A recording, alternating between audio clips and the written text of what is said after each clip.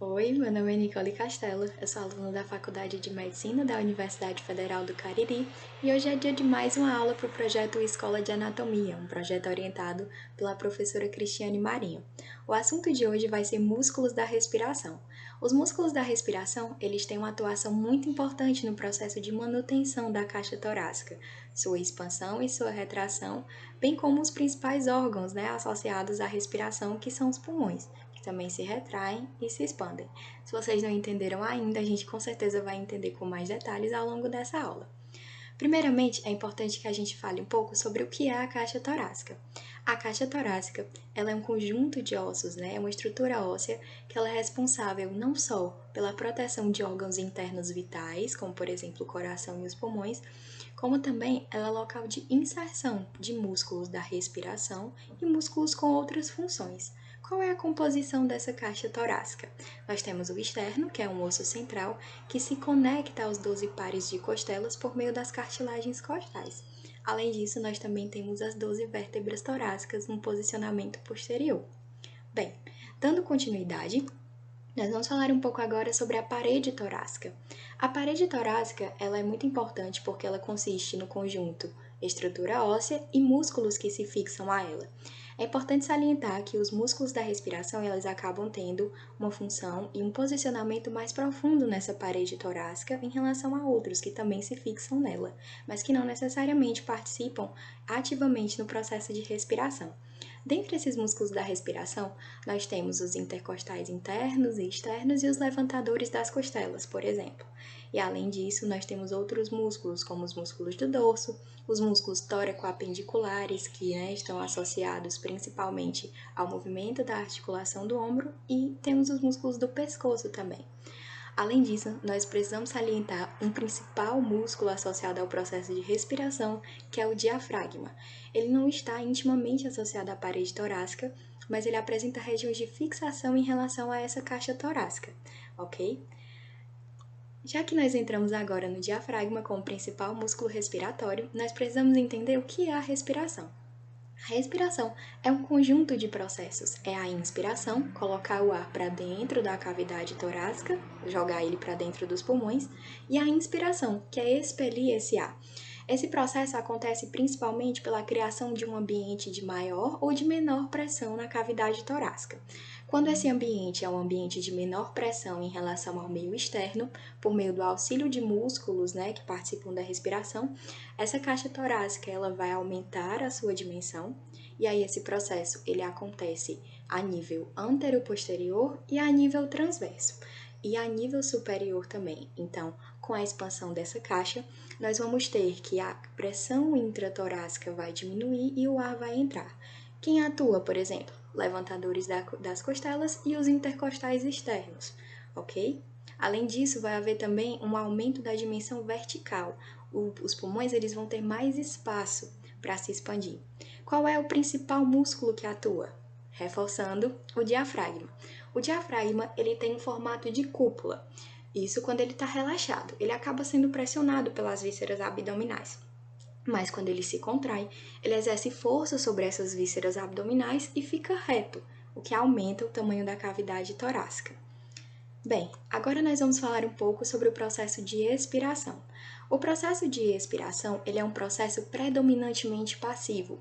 O principal músculo é o diafragma, Ele atua de forma passiva e existem outros, como por exemplo os que atuam na expiração forçada, que nós vamos falar daqui a pouco. O diafragma ele retorna à sua posição original e é associado a um processo que nós chamamos de retração elástica pulmonar. Essa cavidade torácica vai diminuir e a sua pressão não vai se tornar tão favorável para que o ar continue dentro dela, então ela vai sair no processo de expiração. Então, diminuição da caixa torácica, do seu volume e das suas dimensões. Esse ar vai ser expulso. Existem outros músculos que são associados a processo forçado de respiração. Músculos que não necessariamente têm a função de atuarem ativamente no processo de inspiração ou de expiração, mas que eles acabam auxiliando quando esse processo é requerido de uma forma mais ativa.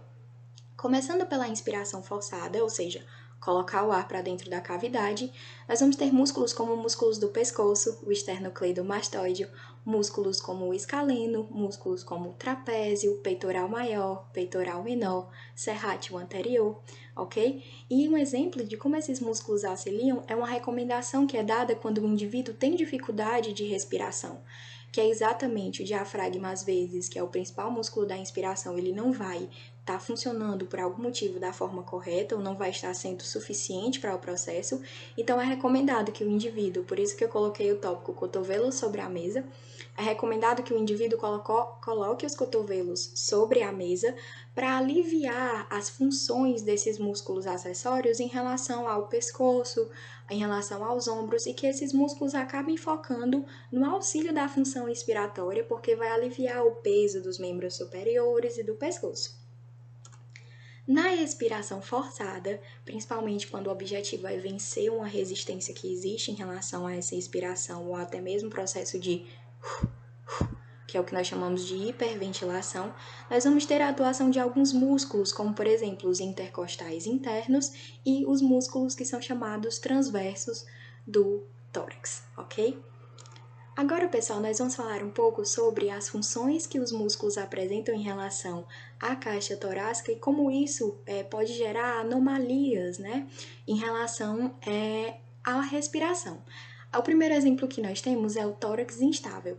O tórax instável acontece quando o indivíduo sofre múltiplas fraturas em costelas adjacentes, então acaba se tornando um segmento independente em relação ao restante dos movimentos das costelas. Então, quando o indivíduo inspira, né, ele vai acabar expandindo a caixa torácica, mas esse segmento independente se retrai, e isso acaba comprometendo e podendo trazer até mesmo lesões para o pulmão. Inclusive, um sinal de que provavelmente aquele indivíduo apresenta lesão pulmonar é porque ele tem tórax instável. Além disso, no processo de expiração, quando a caixa torácica se retrai, a tendência é que esses segmentos se expandam, então eles acontecem de modo paradoxal, os movimentos. O outro exemplo que nós temos é a paralisia do diafragma. A paralisia do diafragma, pessoal, acontece quando existe uma lesão num nervo, que é um nervo motor associado principalmente a essa contração do diafragma, que é chamado nervo frênico. Esse nervo ele é bilateral, ou seja, ele auxilia na motricidade da cúpula diafragmática ipsilateral a ele. Então, quando esse indivíduo sofre uma lesão por algum motivo nesse nervo frênico, a cúpula diafragmática do mesmo lado que ele vai ficar paralisada. Aqui o exemplo que nós temos é a cúpula diafragmática direita, que como vocês podem ver, ela pressionada pelo fígado, ela está constantemente nessa posição e não consegue se contrair. E, consequentemente, isso compromete a movimentação eficaz do diafragma e impede também que os pulmões se encham devidamente. Então é isso, pessoal.